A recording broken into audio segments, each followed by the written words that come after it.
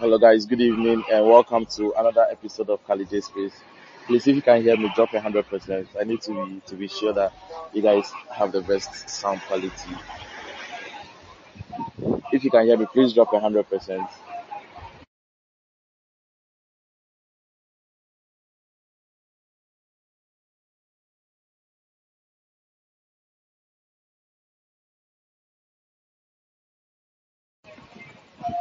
Guys, also this is a study abroad space. Those of us looking at studying inside Ghana or studying in Europe, this is the space for you. I know a lot of people on the timeline have been asking me um, what opportunities are there to study outside, how do you process your documents, your papers to study outside and all that. So I have this space where we are coming to talk about the processes and how you'll be able to study outside with Come Study International. They have a representative on the space right now who will be speaking in a few minutes so that we get to know how and the processes you can use to study abroad. But please share the space link. Let your friends know that we've started something nice here. I want us to get as many people as possible before we begin. So give us like 5 or 10 minutes to get as many people here. So let's have the informal session as we normally do. So I'll pick a few people, expectations, and what they are looking forward to knowing tonight on the space. So that we start officially. Thomas, can you hear me? Hello. Yeah, can you hear me? Yes, Kalyjay, I can hear you. Can you hear me? Yeah, I can hear you now. Yeah, I think there is some background noise from. Oh, okay. I think it's okay now. Yes, yesterday I was speaking and all of a sudden it went off. I'm not sure if I was the person who caused the species to just all of a sudden rank, but I was asking that is there something like age limit? For instance, if you have completed, let's say 4 years ago, and you want to apply now, what is the chance that you get in?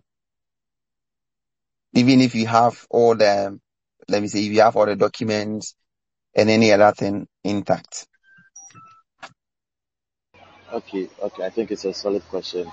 So we'll keep that in mind when we start the space officially. I have my co-host Alvin on here as well. Let me just pick another view from Goddy. Goddy, let's hear from you. Kalyjay, I wanted to ask if um, you've applied for a certain school before, maybe in the previous years you've applied for a particular school and maybe due to one or two circumstances you couldn't go and you want to reapply for that same school. Is it possible? Okay, sure. So we'll keep that in mind. Once we start the space officially, um, I think I'll bring you on again so you can ask your question. And I'm really sorry about the background noise. So currently I'm not in Accra right now.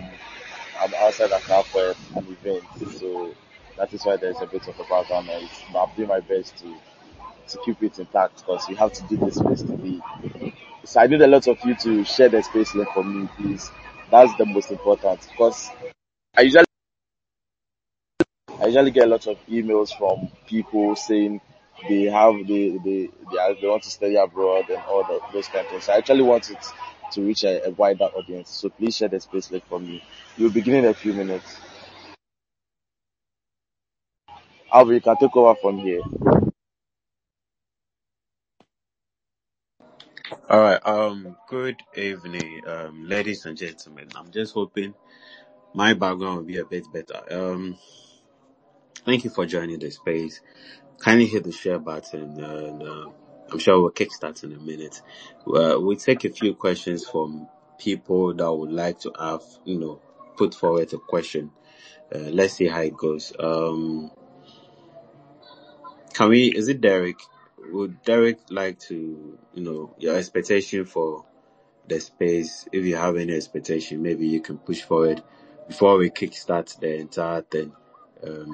So we're going to talk about how international students, I mean, how Ghanaians can study abroad, how they can become international students, what it is required from them, and how it can actually benefit them, and you know, come study abroad, international. Hello, is there a way? Can you hear me? Yes, I can hear you, Oh, it's Alvin. all right. Okay. Would you like to introduce yourself? Okay. Good evening, dear listeners, and good evening to you, Alvin and Kalyjay. Thank you so much for this opportunity. My name is Adele. Most of my students call me Miss Adel. I am the managing consultant at Come Study International. So Come Study International partners with a number of institutions across the globe. So we pretty much help students who have plans of studying abroad. So if you're out there and you have plans of studying abroad, what Come Study International does is that we pick you right from the inception stage. That's when you conceive the idea of wanting to study abroad, all the way to when you actually arrive on campus. So if you're thinking of the services that we provide, that is what we do. Right from when you are planning, thinking, entertaining the thought of wanting to study abroad, through to you arriving on campus. So we provide you with all the services and the support within that. So that's the little introduction that I can give That you about can Come give. Study Okay. International. Yes. So we'll kickstart in a minute. Mhm. Would you like to probably, I mean, before we get to it, can you tell us what countries you normally cover? Then we can actually Okay. kickstart the whole thing. Okay. So, most of the popular countries, so we have institutional partnerships in the UK, in USA, in Canada, in Australia, in Germany, in Spain, in Switzerland, in Okay. France, and in Cyprus. Wow. So it's basically like an international thing we're talking about. Okay. Pretty much all the destinations that most people would want to go study in. Right. And can you tell us the schools that you're also involved with? Just a few of them. If Okay, that's there are possible. quite a number. I mean, if you take a country like the USA, I mean, US has over 6,000 universities. We Mm, partner with 50 plus universities in the US. okay. Then in the UK, so US, we have Kansas. We work with Adelphi University. We work with universities in Chicago. We work with universities in New York. We Okay. work with universities like almost pretty much most of the popular states in Ohio, in Cleveland, you name it. We have universities there.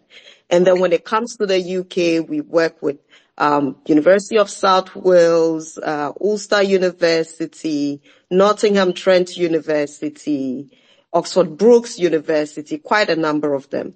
In Okay. Germany, we have, IU, University of Applied Sciences. We work with EU. We work with UE. In Switzerland, we have, EU Business School, which is based in Geneva in Switzerland. Mm-hmm. In Cyprus, we have University of Nicosia.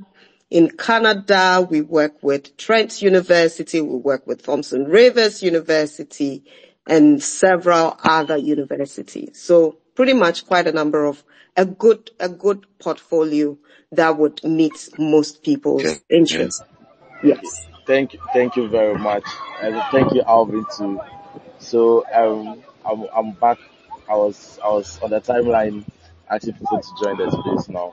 So good evening once again. Good evening.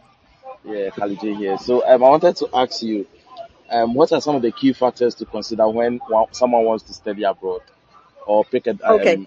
yeah. Right. So, most of the time, people who have plans of studying abroad do not take time to do research. And we come across quite a number of people with this kind of, you know, even the Bible mentions that who decides to build a house and not counting the cost, right? Now, I think what most people tend to do is that, they like, okay, I want to study in this country. But at the end of the day, it's either they're looking forward to, securing or obtaining some form of funding or scholarship, or number two, they do not know that just the fact that you have the tuition fee means you can go study abroad. It doesn't just end there. So there's the tuition fee, which is, of course, popularly the school fees of the university that you're going to attend. But there's also, and the way we think about it and the way we counsel our students is that when you come to us and you say you want to study in country A or country B or country C, depending on whatever your interests and your career goals and aspirations are, we also would do this whole one-on-one counseling session focusing mainly on the visa as well, right? Because you may have the amount of money, which I mentioned, the tuition fee, but at the end of the day, it's not just the tuition fee that counts. Let me use a simple example as the UK. So for UK, most universities, plus or minus, depending on their location, depending on the ranking and how long they've been in existence, I would just pick an average tuition fee for, let's say, an undergrad or a master's program. Undergrad or a master's program, which is usually 12 months, that is if you're attending a master's program, average tuition fee would cut across £15,000. Okay, some could be 17, some could go all the way up to £20,000, I beg your pardon. But then you have your tuition fee, which is £15,000. Now remember, it's not just the fees. For UK, you also need to prove a living expense. And although I'm using UK as an example, let me just give this general rule. Regardless of which country you're planning to go and study in, you need not only show your 1 year tuition fee, 1 year living expense is also part of the planning. So if you're thinking of your finance or your funding, planning to study abroad, and you're thinking, how much money do I need? You need to not only think about the cost of the fees, you need to think about the cost of the living expense. So here, living expense, that is your accommodation, food, transport, books, what have you, right? Currently in the UK, anybody who is planning to go study in the UK starting January 2025, you need a living expense of 10,224. And this is if you are studying or your university that you are attending is outside London. So in the UK, when it comes to the living expense, they have two options. They call one inner London and one outer London. So if your university is based outside of London, you need to budget a living expense of £10,224. So this is 1,136 a month. Now, if your university is based in London, which is inner London, your living expense goes up. Everybody knows that standard of living in London is really, really high. I lived in London for 8 years, and you don't want me to tell you all the stories when it comes to cost. So if your university is based inner London, you are budgeting 13,347. This is the living expense you need to budget in addition to your tuition fee. Now, interestingly, it doesn't just end there. You have to think of your health insurance. So in the UK, they call it your health surcharge. And the health insurance at the moment is £1,035. Then your visa fee, which is £490. Then as part of your visa application process, you also need a TB test. And that is 1,300 Ghana cedi. Okay. So just by thinking about me wanting to study in the UK, this is the total cost. Let's not get into Canada and Germany and whatnot. Every country has a different requirement. But all I'm trying to say is that planning to study abroad does not only require you to have your tuition fee. You need all these other expenses, you need to take all of these exactly into consideration. Yes. So the cost, let me just add two more things. You're thinking of the cost. You're thinking of the visa regulation. Okay. And this dovetails into what are the post-study opportunities that I have, or post-study opportunities that country A has as opposed to country B. And then in addition, what are the post-study visa or the postgraduate opportunities in terms of like, okay, for somewhere like the UK, if you do a master's and you graduate, you have 2 years of post-study work that you can remain in the country and work. Now, if you pick somewhere like Germany, it's 18 months, right? So each country differs. So again, you want to look at, okay, what are the visa regulations? Because now these days, the visas keep changing and changing and changing. So you need to take that into consideration, take the cost into consideration, take into consideration what opportunities exist in a particular study destination before you make your decision. Okay, all right. That was interesting. So basically, away from your tuition fee, you need your living expenses as well. Absolutely. Now, I don't think, since we're talking about financing, can you tell us how we can find scholarship and or financial aid opportunities, to study abroad in situations like? Okay, thank you, Alvin. So one of the things that I always advise people who have plans of studying abroad, I say, always make sure you have some financial backing. Okay? You have some financial backing because there is no guarantee that if you apply for funding or if you apply for a scholarship, you're going to get it. Because just as you are entertaining the thought or desire of wanting to apply for a scholarship, so are 1,001 people elsewhere. Okay. But now the first place I always would advise students to look at is the university that they are attending, because most universities and study abroad, have financial aid. So if you reach out to the university or the student services department, they should be able to give you that information. So first of all, look at that particular university that you're applying to and inquire what kind of financial aid or scholarship they have available. And there are several others. Again, it depends on the country. It depends on the university. There are few that I could talk about: Fulbright and Empower Financing. That is based that sponsors students who have plans, specifically Empower Finance, so we work with them. That sponsors students or gives student loans to people who are interested in. They're very specific. It's STEM programs, and they must be postgraduate students who either have plans. What was the other company again? Say again. The other company, Empower and then Fulbright. So if you're looking at just an example for the US, if you're looking at the US, and then there's a company called Passage, Passage. They are a funding organization in Canada. And then in the UK, you can research into Chevening and Commonwealth Scholarship. So these are just a few of the scholarship bodies and loan financing organizations that students can research into. Okay, that sounds good. Now to my next question, I was wondering, what normally are the visa requirements and then application processing for a study abroad program? No. Can you tell us that? Okay, so before you come in, I just want to tell the audience here to use the hashtag study abroad when commenting, or you have questions, just comment in the comment section so that we don't forget and we share to the dashboard so we can answer all your questions. That is if you are too shy to take the microphone to ask a question. That's exactly. And they can also follow us on our Instagram page and drop their questions, and we'll, or share their contact details, and beyond this we can carry on the conversation over there. So they can do hashtag Come Study International as well. Alvin. Okay. Thank you. Sure. Okay.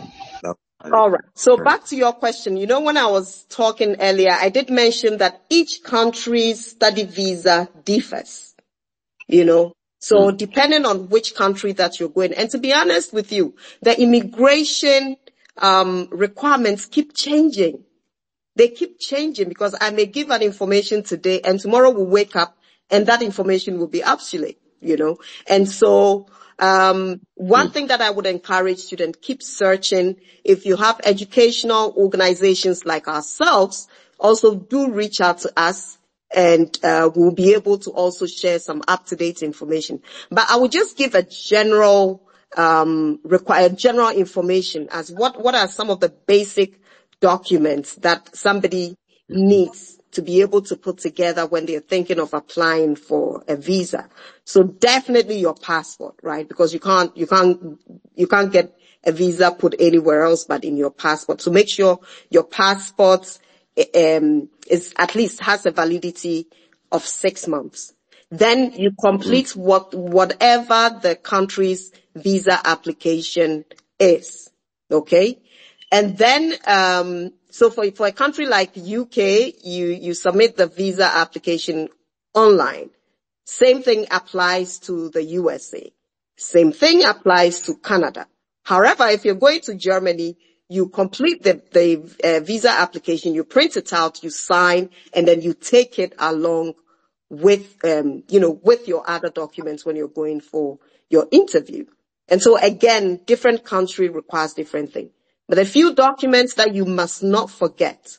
One, your bank statement, okay? Your financial proof, whatever the bank statement is that you're using to apply, you need to have that.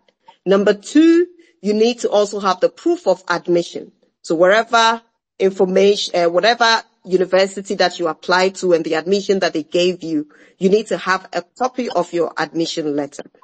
Then remember all your academic documents. It's very, very important. So from your high school, so for those of you who are thinking of applying for a postgraduate application or submitting a visa application for postgraduate studies, please, if you do not have your high school certificate, please start looking for them. Okay. If you pick a country like UK, for instance, most universities waive the IELTS requirements or the English language requirements when you have a WAEC or a WASI certificate with an average of a C6, C6 in English.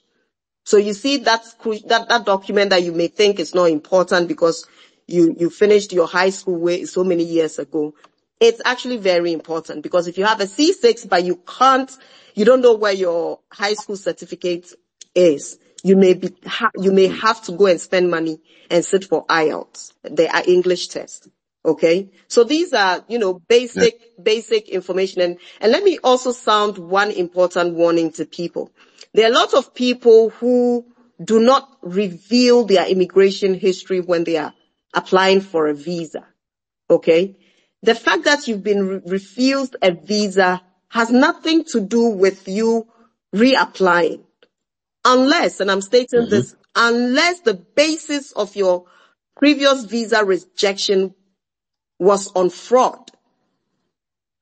You used fraudulent documents and all of that. Then trust me, you're only setting yourself up for another visa rejection. But if it was just a normal visa rejection, there is nothing wrong. Okay. And even if you still want to give it a try and your visa application was refused based on fraud, be real, be truthful, say the truth. Always reveal your visa immigration history when you're applying for a visa, regardless of whichever country that you're going or attending. Okay. All right. That was good. So the next question, I was wondering, I mean, if you intend to study abroad, what can you do to prepare academically and, and culturally to study abroad? Okay. What are those things that you can actually do? Okay. Yeah. Research. Alvin, people don't like to research. The fact that they know, okay, there's an educational consultancy I can go to. Some people just turn up. Even a simple question as, why do you want to study in this particular country? Or why do you want to study abroad? They can't even tell you. Sometimes you're like, okay, yeah, you did accounting. Now you want to do data analytics. Okay, why the change of, they can't even tell you. Number 3, some would come and say, oh, I want to study in, let's say, country A or university B. And I'm like, okay, tell me, what do you know about University B? And it's nothing. So please, guys, don't only rely on educational professionals or study abroad consultants to give you the information. I may tell you something, but it's always important that you do your research. Okay? So research. One, research into the university, research into the programs, be aware of what the entry requirements are. Because if you're saying I want to go and study in architecture in University A, and the entry requirement for that program at that particular university is second class upper, and you have second class lower, that should tell you that, okay, you may not be admitted, you see. So the research, you're researching into the university, you're researching into the program that you're desiring to pursue. You're researching into the entry requirements. And again, it takes me to the first point. You're researching to know how much it costs, the duration of the program, and whether you have the finances. Okay, so those are some of the key things that I would encourage people to do. And to be honest, look, guys, studying abroad is not cheap. It's expensive. Regardless of whether you're getting scholarships or you're getting funding or whatnot. At some point, even when some organization like Empire is giving you funding, it's a loan. They expect you to pay it back. So studying abroad is not cheap. One of the things that I always encourage students when they're doing their research, look at universities that have strategic partnerships. So there's like, some of you are going to do STEM related courses, right? Like IT you're doing, like engineering you're doing, like science related. These universities that you are attending, what facilities do they have? Because you're not just going to sit there and do theory, right? What facilities do they have? Are they going to create opportunities for you to do internships? Those are the things, because these are the experiences that you gather, that you put on your CV. So that at the end of the day, when you graduate, you're not just coming out green, right? But you've had an opportunity, you've worked in company A, company B, company C, and those are the things that will enhance your CV for job opportunities. So not just the name of the university or the fact that, oh, my friend went there and so I went there. Oh, yeah, Charlie, New York is fun, so I want to go to any university that's in New York. No, guys, you're paying thousands and thousands of pounds and thousands of dollars. At the end of the day, remember, study abroad, you need return on investment. And one of the things that I told myself when I was going to study abroad was like, kwata, even if I don't get anything, this money that I'm using to pay my fees and living expenses, I must get it back before I come to Ghana. And that's the thing. So then it becomes a win-win. I've come, I've been exposed, I've gained additional qualification, I've built a fantastic network, and I have my money back and I'm coming to my country. So these are the things that you need to look out for, okay, when you're doing your research. Okay. Okay. So, thank you. So, what are some of the challenges and the benefits of studying abroad? So, for me, studying abroad, or the entire studying abroad process, or like, it's something that I really, really would wish everybody would have a taste of. You know, the opportunity to gain competitive edge over your peers, right? Number two, you build a global network, because as you go study abroad, you're sitting in class and you have literally the whole world sitting in class with you. You have people from all over the world that you can actually build relationship, network, and connect. There's also the opportunity for enhanced career prospects, because yes, you've studied in Ghana, you've had the opportunity to go study abroad as well. So you have a qualification that is globally recognized. And that means you can travel anywhere in the world. It doesn't always have to be abroad, right? Like UK, USA, Canada, but there are other African countries, you know, if not in Ghana, there are several other African countries that these days huge organizations are just spreading across. So that gives you an opportunity to also seek career elsewhere. And then there's the opportunity of enhancing language skills, right? Where, for instance, if you're studying in a non-speaking English country, the potential of you learning a second language is really, really high. Okay. Because regardless, it can be, a university or an institution where they teach English, right? This is based in Germany, or it's based in Switzerland, or it's based in Spain. And so the opportunity for you to be able to learn a second language and become bilingual is also there. And then when it comes to the challenges, everybody has gone through challenges. I mean, I do not know anyone who ever studied abroad and never faced challenges and difficulties. Studying abroad is financially demanding, and sometimes you may think, oh, I have everything sorted, right? I have all the funds, whatnot.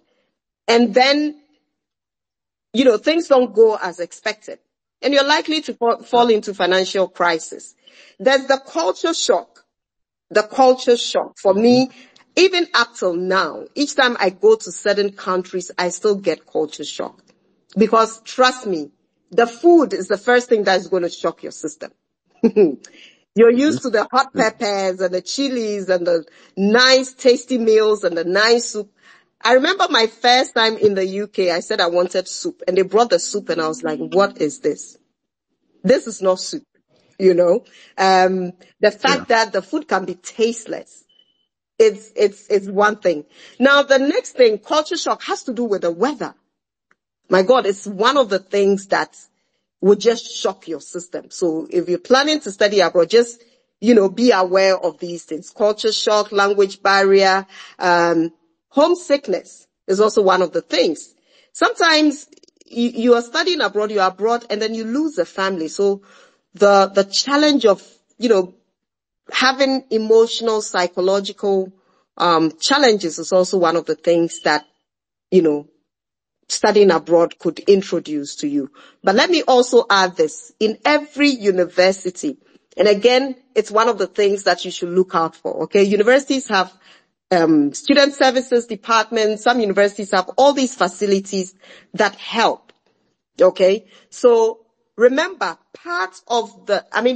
all the facilities that are on campus, guys, always remember, and you will typically find this among a lot of African students, like they go to the university, they go through the university, but they do not allow the university to go through them. There are facilities, it's part of the fees. There's the gym, exercise. Eat well, take care of yourself emotionally, psychologically, exercise. There are student services departments that are there to help you, advise you on how to put your CV together. So let's say if you're looking for part-time work, right? As a student, you probably entitled to 20 hours a week, depending on which country that you're studying in. How do you put your CV together? How do you prepare to go for interviews? How do you even go on search engines? Which search engines do you need to visit to be able to look for jobs? All of these things, universities have departments that are there to help you. So please, when you find yourself on a university campus whilst you're studying abroad, make use of all the facilities. Attend workshops, attend conferences. All of these things will help make you better, just make you a better version of yourself and add on to your experience. So that's what I can say in connection with that. Okay, that was loud. May I remind you again that if you're on this space, kindly hit the share button so we can have others join. And I understand it might be a surprise at the end of the space, Yes, so sir. pay attention. Yes, so you can have questions. We are not there yet, but I have a few more questions.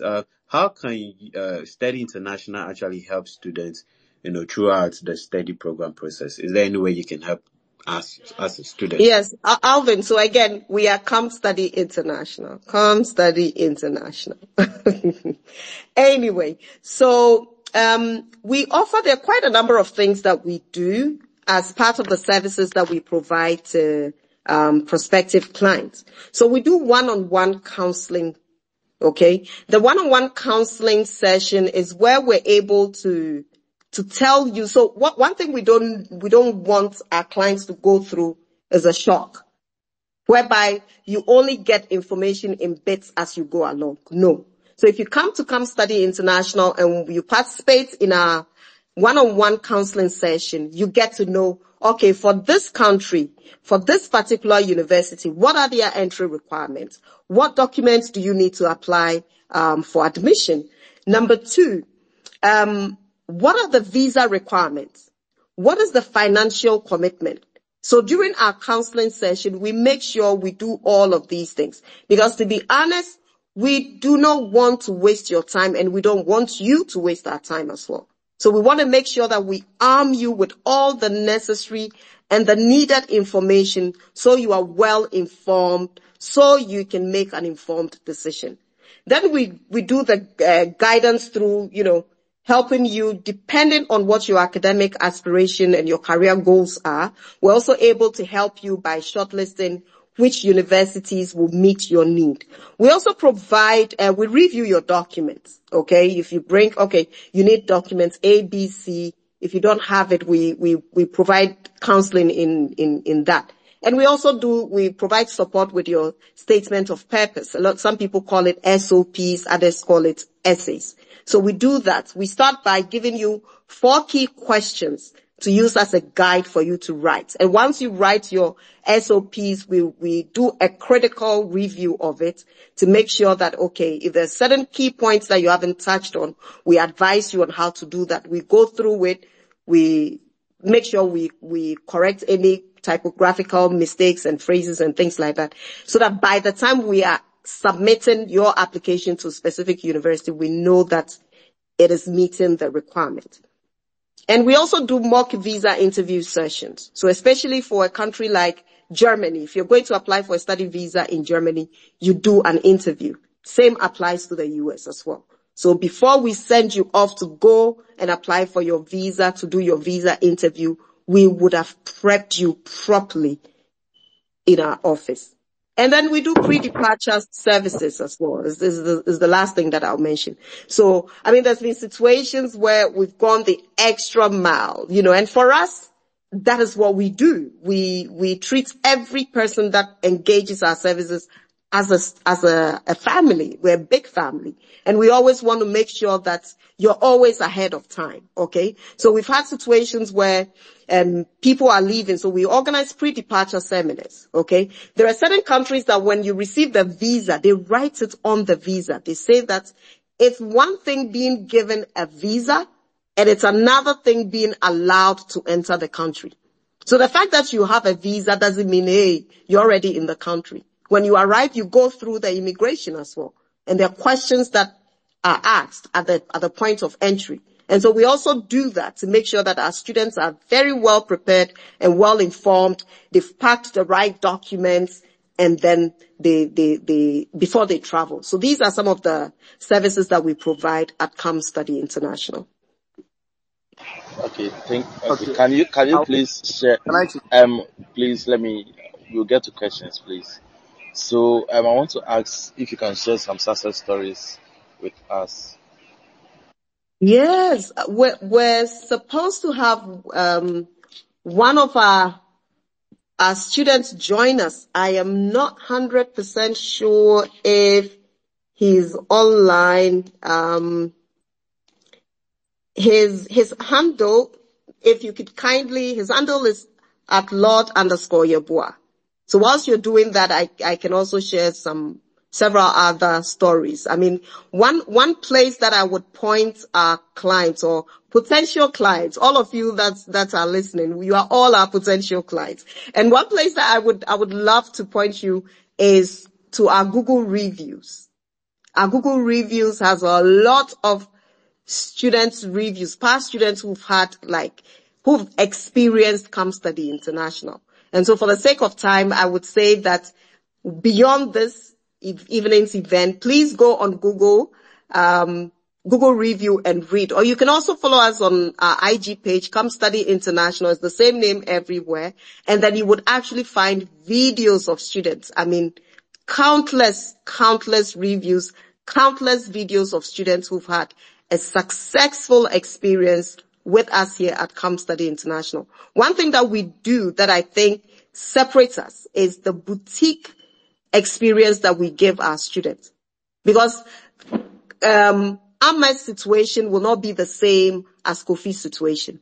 And so we don't use the same style and approach that we use for Kofi to replicate and use it for Amma. We treat each person different, depending on what their situation, their background, their circumstances are. But at the end of the day, you can be rest assured that you would have nothing but an excellent experience using our services.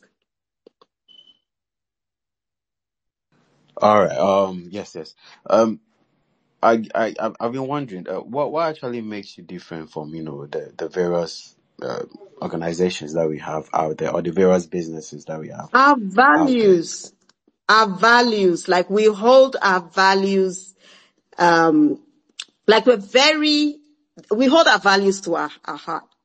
Our values mean a lot to us.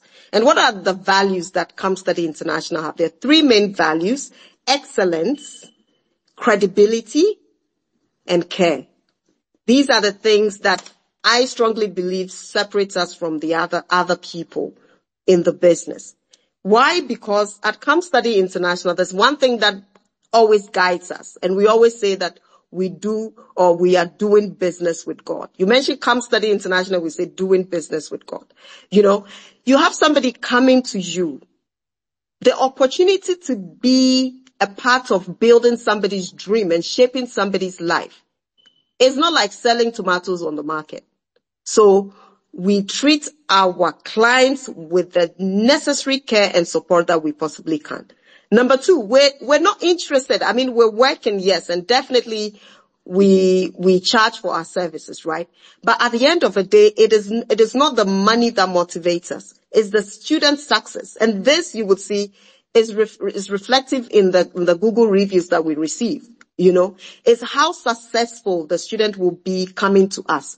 So, to be honest with you, I am interested in you being successful with your process and then referring someone. And that is how we thrive. Word of mouth.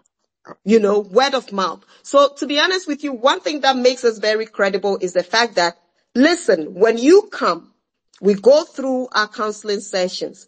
We study your case and we say, hey, we don't think this is good for you. And you say, oh, we've had situations where we've advised certain people and they've gone, right? And they've come back with visa rejections. We've had situations where we've told parents, and we don't just deal with postgraduate students. We deal with undergraduate students. We deal with the young students who also intend to go to boarding schools, because we have institutions, boarding schools also abroad. And there are certain times that we've been very, very real and sincere with parents to say that, Madam and Kalyjay, now let this boy or let this girl finish their undergrad in Ghana before they go. And they will not listen. And they have gone, and the kids have unfortunately been involved in all sort of gang-related issues, and some of them end up actually being deported.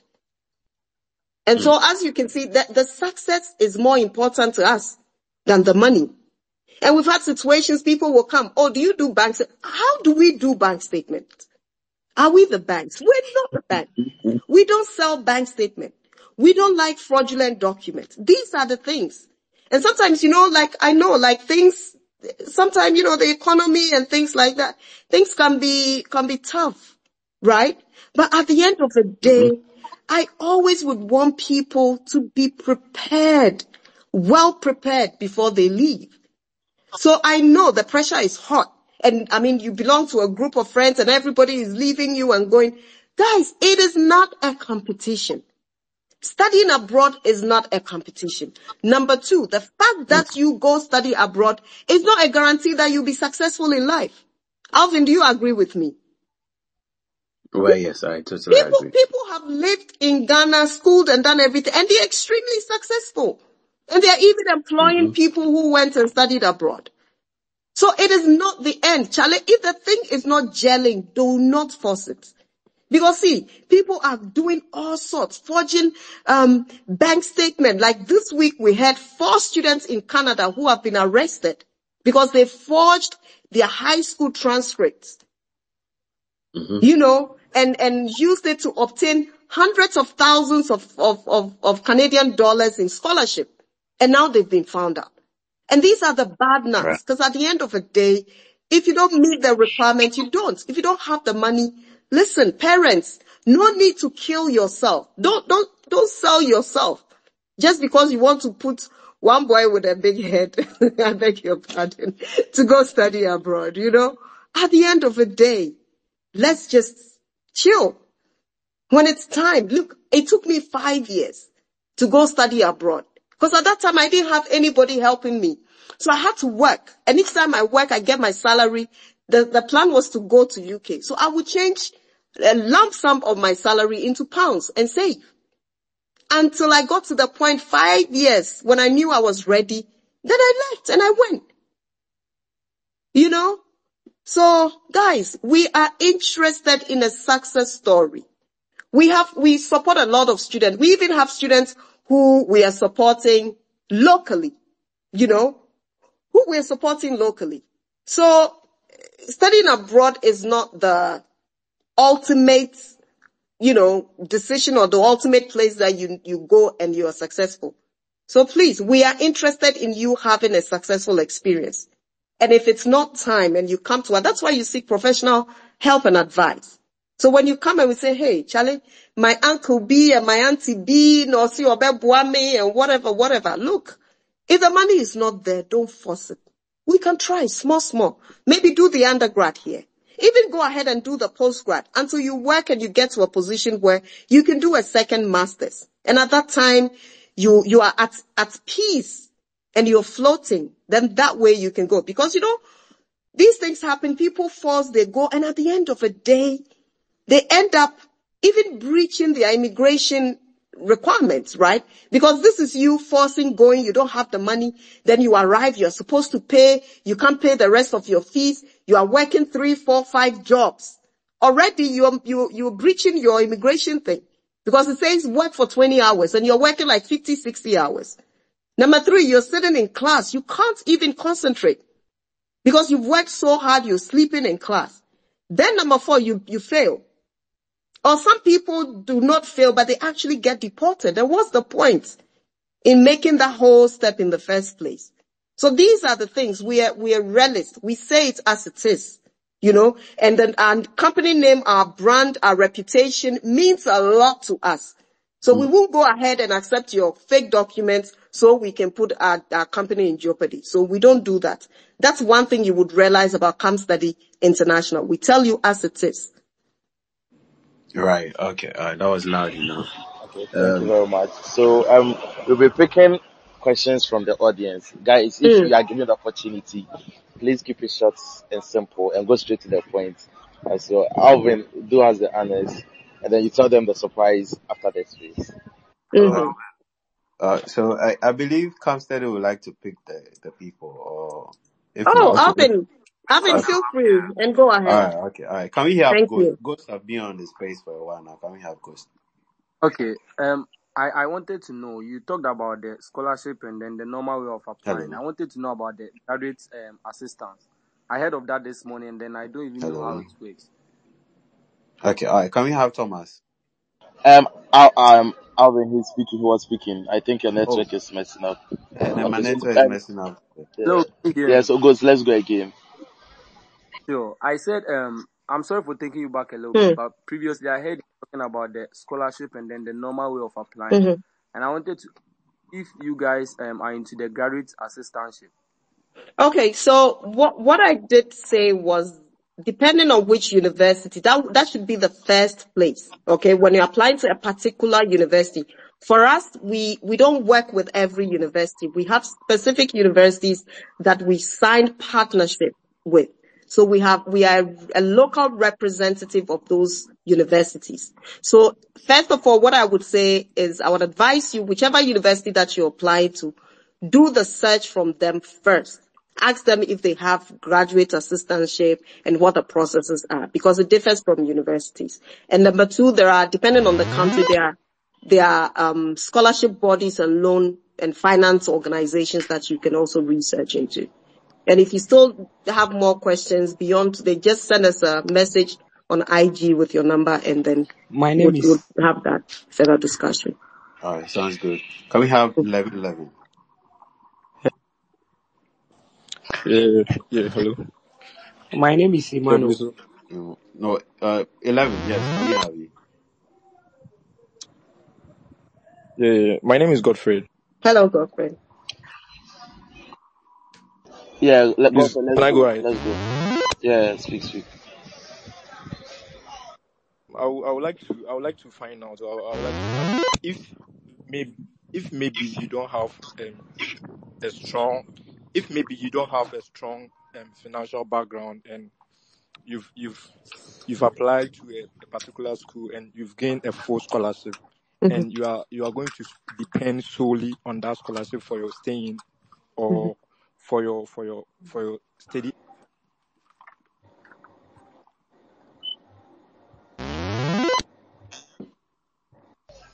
We can't That, hear you right now.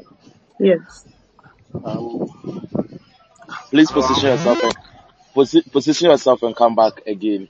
Let's Okay, hear from Alvin, we Coach. have Lord Yeboah, one of our students who is currently based in the UK online. So if you can share just a brief experience of using our services, that would be great. If you can give him a quick opportunity, I'll Okay, appreciate okay, Lord, if you are here, please send a request. Let me make you a speaker so that you it. can speak. My speaker is already on. I don't know if you can hear me. Okay, Lord. Yes, please. Okay, yeah. Okay, so let's hear from you. Oh, okay. My name is Lord Yeboah. Thank you for this opportunity. Thank you, Mrs. Adel, for this opportunity. You're welcome. So, I was listening to you from the beginning. I think you didn't know I was around. And Okay, that's good. when I was listening to you, I just was remembering all the stuff that, you were saying, because these are the exact words that you said to me when I came to your place. And actually, you were talking about, people making a research. For me, like you said, you need to have a research. You need to have a plan. Because I had also made my research for years. And apparently the school I wanted to apply to, I saw the director of the school with Mrs. Adel on Instagram. So I was like, if I'm looking for this university and then this person is in charge of the whole of West Africa, and I've seen a picture of this man and Mrs. Adel, then this woman is, a big deal. So I just got in touch with Mrs. Adel and I went to see her. And like you said, you gave me all the details that I needed to know. And I had also made my research. I wanted to initially go to Canada. And she gave me a very good advice that, you know what, Canada at this time is really bad. So just try UK. And like most of us would do, we would say, oh no, I'm not interested anymore. But she told me to go and think about it. I gave it some time to think about it. And I decided, I know what, I'll just go for it.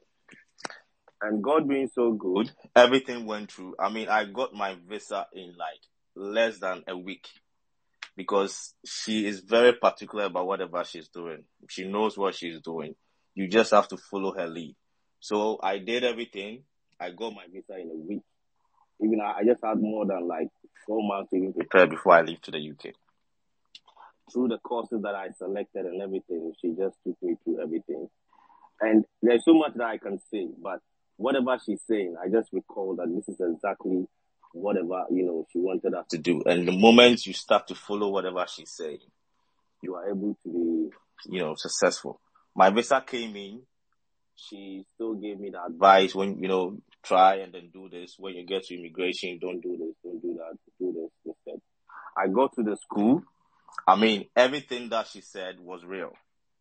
You can assess everything. All the things that she was saying, that maybe if you have any cultural shock or, you're not feeling well, you're depressed, everything is in the school. And mind you, all the stuff that are in the school, you've already paid for it. They are all part of your school fees.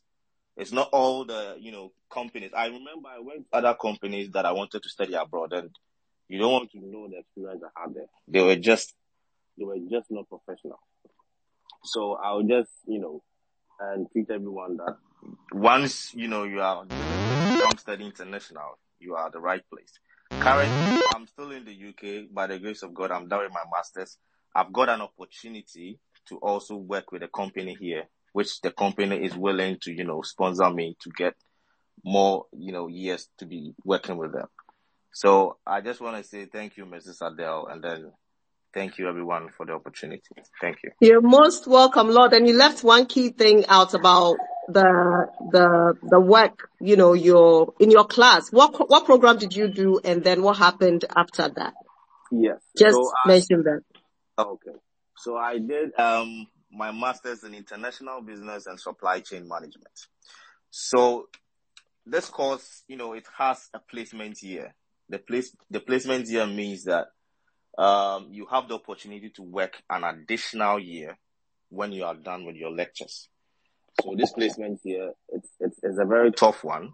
It's a very tough one, but by the grace of God, I was the only person who got it in my class. I think we were almost about 60. And the whole university, all those that wanted to do the placement, it was only 10 people that had the placement. So this is where I got the opportunity to work. I think Mrs. Adel, I remember she told me, you know what, this Sunday I'm going to church, I'll be praying for you. Because whatever she tried to do for me and I listened, it just turns out to be, a success. Because when I came here, I wasn't really thinking, this was going to, I didn't even know how I was going to get a placement because I got a lot of rejections. Because the placement, you also need to apply for it just like you're applying for a job. But as I came to Oxford, by the grace of God, everything has turned out perfectly. Fantastic. Thank you so much, Lord, for sharing this experience. And just a quick chip to what he said. So what we do, I never condemn any country. Trust me. We do is to try to look at your circumstances, okay, and say, okay, for this particular program, this particular career goals and aspiration, and these kind of like things that you have, okay, this is what, if you choose country A, these are the things that will apply. If you choose country B, these are the things that will apply. So people come with, different requests. I want to study in Canada. I want to study in UK. So we'll sit down and we will give you all the information. But at the end of the day, we always make sure that you are the one that will make the final decision. So we never would choose a country over another. We never would choose one institution over another because we work with all of them. But what we do is we give you the information and then we say, go and think about, go and read about them, go and do your research. And then once you're convinced, come and tell us which one that you want. So just a little point of correction over there. But all the same, thank you so much. Thank you. Thank you, Lord. I'm very proud of you. Thank you. And Alvin, let's pick the next listener and questions. Backyard, let's hear from you. Oh, hi. Am I audible? Yes, you are. Very good. I want to ask you, how long have you guys been in business for? Okay. So myself, I've been in the study abroad recruitment, or in the educational sector for 14 years. But Come Study International has been in it for 6 years. Mm-hmm. So prior to us studying Come Study International, I used to work in a university in the UK, a business school. Okay, yeah. I just have a couple of follow-up questions. And then what is your success rate with the company? Huge. I would say 90% plus. 90%. So the 10%, you've had like some bad apples in there. Like any business. Any business. Mm-hmm. Okay, so you made a mention of going on your Google reviews, right? But if I go on your Google reviews, it's all like 5 stars. So what happened to those 10%? What happened to the 10%? The 10%. You said these are rejection for some. But I don't see it on your Google reviews though. Well, we don't impose people to share experiences.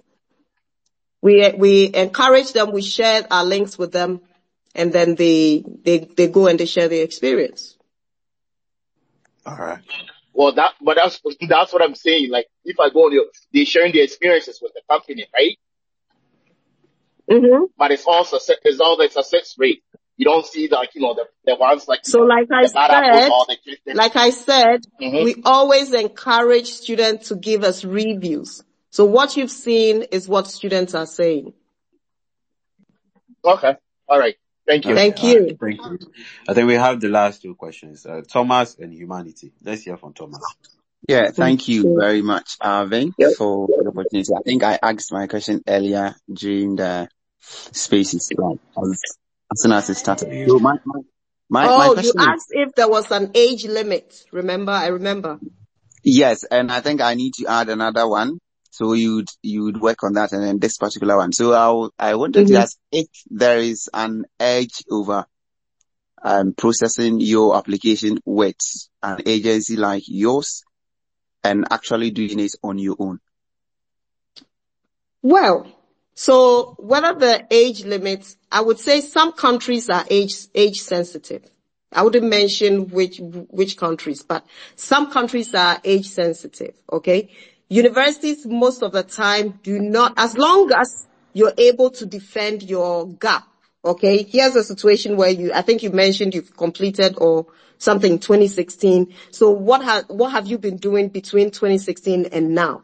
If you're able to defend the gap with documental evidence, I don't see why a university will say no to you. However, when it comes to the visa application process, certain countries are age sensitive, and so you need to know which ones would be the right ones for you to look into.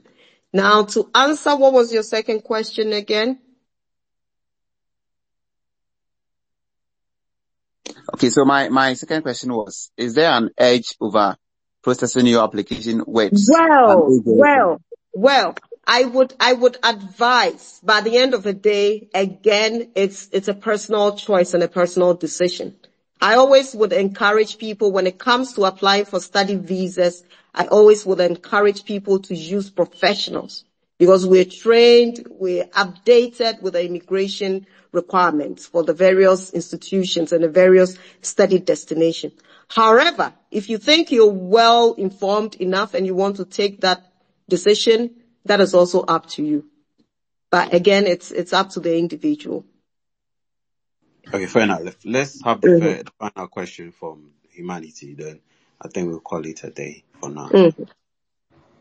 Hello, Emmanuel, and I want to know about West evaluation because here lies the case. Some people have HND, and after that they have a BTEC, which is a 1.5 year or a year top up. So I want to know if they assist in the West evaluation or it's really not much needed, that the person can really apply with both the HND and the BTEC without doing any West evaluation. Okay. So again, the West evaluation request depends on which country you're applying to.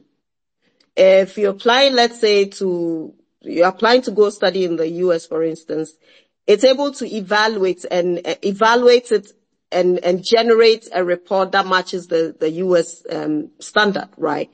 Usually for somebody who wants to do a master's, you need to have a GPA, an American GPA of 2.5. So if the West evaluates and your qualification doesn't match up to that, it means you can't apply to any US institution. Having said that, UK recognizes HND, and so does a number of institutions in Canada. For UK, I know some universities that would allow you to do a pre-master's and then a master's program. So with an additional 2 years, you can actually have a master's degree with your HND. So again, it depends on which country your preference is in. Okay, so I have the final question, and I think Kalyjay can take over from there. Sure. Personally, I would like to know, I mean, it may be a slow question, but I mean, is there a charge for your services you rendered, or is it Yes. something that you do exactly? And We what are those charges? don't offer free service, but anybody who has come on this platform and has listened to us and can show us proof, we would give them a beautiful discount. But yes, we do have a service charge. Okay. Any structure for it? Alvin, Okay. we'll talk on that on the other Okay. side That's fine. about that. All right, Kali, you But can keep on. it's a very welcoming, decent fee that we charge. We're not here to break anybody's account. Trust me. Okay. Thank you very much. And guys, if you just joined the space has been recorded, so we really went through some very salient questions and salient points, and a lot of your questions has been answered. And of course, you have to do your research, know where you're going, and contact Camstead International to help you make your dream, your schooling abroad a dream, a reality. So guys, follow them on their page, follow them on Yes. Twitter and on Instagram, and send them questions, and interact with them. They'll be able to help you, because I'm sure you get more questions. Right now we are behind time, but they are open. They are there 24/7 to help you. So just follow up, get your questions to them, and they'll get back to you. And thank you, Camstead Fantastic. Kali, can I International, for just share the my contact details, please, for the last time sure, before you go up? sure. Okay. So our telephone numbers, for those of you who want to reach us, is 0234 415 005. So it's 0234 415 005. And the second one is 055 49 002 05549159113. So it's 055-491-5913. Let me repeat, 055-491-5913. And on LinkedIn, Facebook, Instagram, we're Come Study International. And on Twitter, it's Be able to at keep Come Study yeah. Int. Thank you so very much, Kali and team, for this amazing opportunity. I really, truly appreciate it. Thank you, Atul, for your support. Thank you, Dave. Thank you, Chris. Thank you, everyone.